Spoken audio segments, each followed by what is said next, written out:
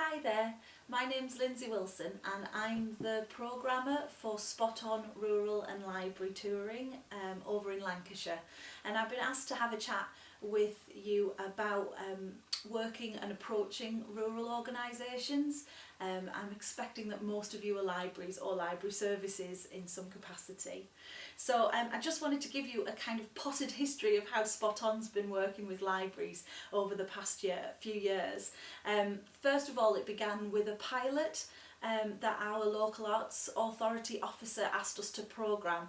They asked us to programme a series of events and create a menu of World War I themed activities, and they gave us a really set and quite limited group of venues that we were expected to programme within.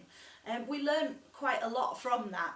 We learned that you really need buy-in from the people that you're going to be placing work with. Those people need to have ownership of what's going to happen in their spaces, and that's really important because you need their help on the ground in order to promote your show and to make it a success. What we did discover is that those spaces, the libraries, the museums, the archives, which is one of the spaces we programmed into, they're very similar to rural touring spaces, really, in the fact that they're very similar with very limited tech. They're just kind of plain spaces that you can put anything you want inside, but there are other factors that determine whether or not it's a success for the show. Things like opening times, the fact that the general public are using those spaces during the day, staffing issues, accounting and how all the finances work. So there are quite a few things that need to be broached and managed in slightly different ways to the way that we work with rural spaces. But when it comes to an actual performance space, I don't see any difference between the two. Following on from that pilot, we applied for a strategic touring grant with the Arts Council, and we did that in partnership with Cheshire Rural Touring Arts, so that the two of us were working with two different library services over a 3-year period.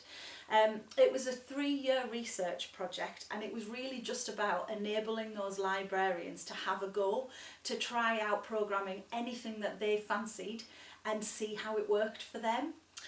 Following on from that, we reapplied to become a national portfolio organisation through the Arts Council, and we were successful in embedding rural and library programming within that application. So we now have a weighting of 50-50 rural and library spaces in Lancashire. So our programme is a little different to some of the other rural touring schemes because we embed libraries so much within our work. So how did we go about it? Well, putting things in libraries needs a team of willing staff. Library staff are already often hosting events, but the Lancashire staff were asking us for our knowledge and expertise in filtering the content, the things that were coming to them on a day-to-day basis, and recognising the quality of the work that they might be receiving, so that they could maybe up the quality a little bit within what they were hosting already. We established an actual partnership with Lancashire County Council, so we have a written agreement with them, and that means that they're contracted to support us with a small pot of money alongside the money that the Arts Council give us in order to programme events in libraries in Lancashire. Our director, Sue Robinson, started from the top. So she met the head of the library service and the OLMs in order to establish what the project was going to be about and talk on a more strategic level with regards to what the aims and outcomes of the project were going to be. And I started from the ground up, so I went into library spaces, met the library managers, their volunteers, their friends of the library group, and I visited those venues directly, and I had those one-to-one conversations. And one of the tricks was definitely always bringing cake whenever I had those conversations.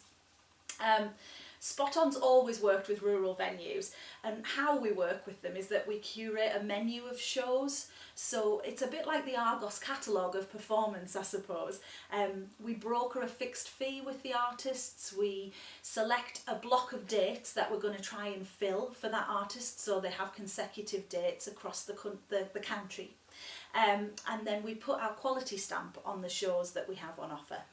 So we rolled out that menu, the same menu as we send to rural programmes, to our libraries, and we treat them in the same way as we treat our rural venues. We offered the librarians some resources such as a Don't Panic pack, which kind of gives everything that you could possibly need to think about hosting an event, from promotion, in fact from choosing your show, promoting it, and then staging it, and even evaluating it afterwards to see how things went, whether they went well or whether they need to be changed for the next time. We work with staff one-to-one in order to iron out any potential problems, to answer questions and to celebrate their successes. So I've been asked to answer a couple of specific questions, so hopefully I'll be able to do that now. One of them was, why should you engage with rural touring organisations? Well, first and foremost, I think we're a really brilliant resource. We're already in contact with hundreds of artists, including international artists. We've got our finger on the pulse for new work, new writing, new companies, both regionally and also nationally. So we've got a really good idea of what's already out there, and we're already looking for that. We're often offering something a little bit different from the studio spaces or from the theatre spaces that might be based around you. That might be thematically diverse, culturally diverse, but it's all going to be tech light and touring ready, because we have to be looking for work like that already, and that's why it works so well within the library spaces. A majority of us have already got Arts Council funding, so even if there's no money in the pot to bring libraries immediately in and to support you financially, we know how to apply for money and we know how to create new projects. We're very passionate about bringing cultural events to people, and that passion is quite infectious, so we hope that we could inspire other people to take on those cultural events within their spaces. How do rural and library spaces differ, or I suppose how they're the same? I see rural and library venues as one and the same thing, but I recognise that library staffing and the rules and regulations of being part of a county council mean that you might have to tackle some things a little bit differently. So rural venues are run entirely by volunteers most of the time, whereas obviously library venues are full of paid staff. So what we've done in that instance is make the library managers the promoters. So they're the person who the artist comes to for direct contact. They're the person that I would use as the direct contact and the representative for that venue. So regardless of whether there are other members of staff who are doing the selling of the show, there needs to be one person that we keep in regular contact with, just so that we know what's happening and we can answer any things that emerge along the way. Publicity. We've faced and fixed all sorts of interesting questions and issues around advertising, because often artists' publicity doesn't conform with council guidelines with regards to posters. We've resolved that problem, and if anybody wants to talk to me more thoroughly about that one, we can absolutely follow that one up. We're working hard to encourage library staff to look outside of the four walls in order to promote their events. It's really important that they engage with local shops, local schools, community groups. It isn't just about putting a poster up in the library and expecting people to come. We've resolved all sorts of queries and issues with regards to how libraries might promote through social media, because we understand that county councils have some strict guidelines with regards to how that works. And we've been running that ourselves and then working closely with the county council comms team in order to make sure that it all complies. We have faced some reservations about the ticket prices that we have. We have quite a strict minimum ticket price. What's important to think about there is valuing the quality of the performance and the artist that you're actually bringing to your space. Just because it's a library, I hate that phrase, but just because it's a library doesn't mean that the quality of the work isn't world class. It doesn't mean that the artist might have already been at a stage down the road that was charging double if not triple the price for a ticket. What it's about is bringing that artist into the community, and that's how we like to think about it. I wanted to give you some practical things to think about. The performance space dimensions are very, very similar between rural and library spaces. We still have to consider capacity, so how many people we can fit in that space and actually how many artists we can fit within that space. We have to consider seating and how the layout of that might affect how people view the show. We have to consider sightlines. Libraries have a tendency to have pillars in the middle of nowhere, and obviously if you've got fixed bookshelves, then that impacts on how you stage your performance. We have to consider health and safety factors for both the artists and also for the library and for the audience that are coming in. We need to know about toilet facilities and load-in access and how many plug sockets you've got, and the ceiling height and whether there are things that hang down that might interfere with a piece of staging being put up. It's really important for us to have direct contact details with you as well. And you'll be amazed how many library staff I've come across who are very nervous about giving a direct phone line or a personal email address or work email address. But we make a promise that we'll only ever use that in order to contact them with regards to the show, and we won't allow it to go out to the public.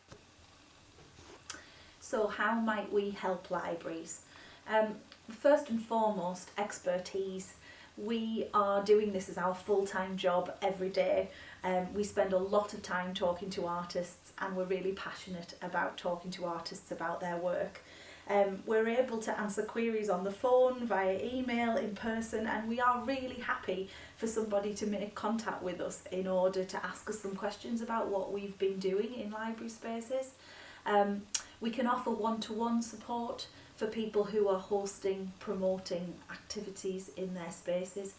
We'll answer queries, and we can do staff training if it's needed. We have a network of really experienced promoters who would be very happy to offer ideas and their expertise in the field of promoting and hosting shows in their local community. Spot On are able to offer subsidy to support shows that are happening in library spaces, and that helps to take the edge off and the fear off hosting a performance and potentially ending up financially liable for that performance.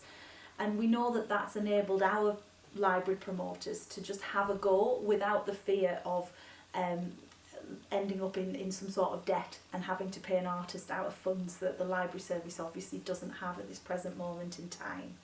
So the last thing that I think we can help you with is that we have deadlines that we work to, and we have some set rules and regulations about how we work. And I think sometimes having those things to work to can really help you and motivate you to be working to a specific deadline, and to kind of have an understanding of how we work with artists and how artists might expect to work in your spaces. So in terms of how much contact we have with library services, I have day-to-day contact with librarians and managers within the library service, and we report to the senior management team, that's the team leaders and the OLMs within Lancashire County Council service. We have regular contact with our cultural services officer, and also we are very lucky to have a very enthusiastic head of libraries who's been our champion for the project for the past few years. The benefits of being involved and being associated with a rural touring scheme. Well, when we started our strategic touring project, we found out that half of the libraries in Lancashire were going to be closed within a very short period of time.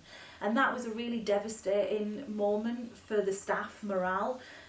We lost some brilliant library staff during that period because of the uncertainty of whether or not those libraries were going to be closed. And during that period, we continued to host performances in libraries.